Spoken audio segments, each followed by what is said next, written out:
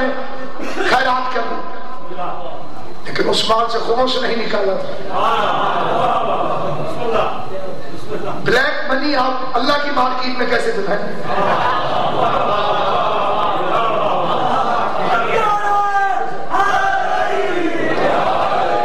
آپ کے 50,000 روپے میں 10,000 روپے تو سادات کے تھے۔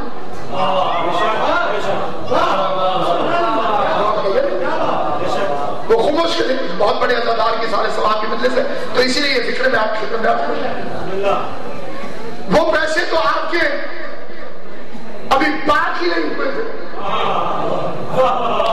گندے مال کی خیرات قبول نہیں ہوتی، اور ناپسندیدہ چیز کی خیرات بھی قبول نہیں ہے۔ میں نے دیکھا کہ یہ قمیض تھوڑی پھٹ گئی تو اب میں کیسے پہنوں گا اسے، سوچا فقیر کو دے دی تو ہے نا کچھ، لیکن قبول نہیں، قبول نہیں۔ یہ روایت نہیں، آیت ہے، لن تنالوا البر حتى تنفقوا مما تحبون۔ ہرگز ہرگز اللہ اس خیرات یا نیکی کو قبول نہیں کرتا جب تک اس کی راہ میں وہ خرچ نہ کرو جس سے محبت کرتے۔ اور ہے یا نہیں؟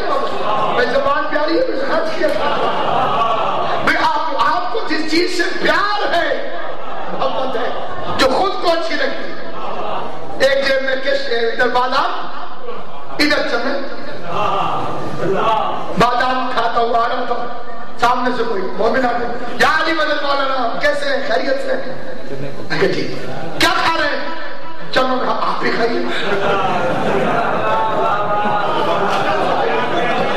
جو اچھا لگتا ہے وہ قربان کرو۔ آپ کو معلوم ہے کہ بیماری صرف دوائی سے ٹھیک نہیں ہوتی، قول معصوم کے مطابق خیرات سے علاج ہوتا ہے۔ امام نے فرمایا کہ جب مایوس ہو جاؤ تو خیرات کرو۔ 7ویں امام سے پوچھا گیا موت ٹالی جا سکتی ہے؟ ریٹن ڈے آف ڈیتھ، اللہ لکھ دے اس ڈیٹ کو یہ مر جائے، چینج ہو سکتا ہے؟ امام نے فرمایا 3 چیزوں سے تبدیل ہو سکتا ہے، الدعاء والصدقہ وصلۃ الرحم۔ دعا مانگو موت کا دن آگے ہو جائے گا، صدقہ دے دو موت کا دن آگے ہو جائے گا، رشتہ داروں سے اچھا سلوک کرو۔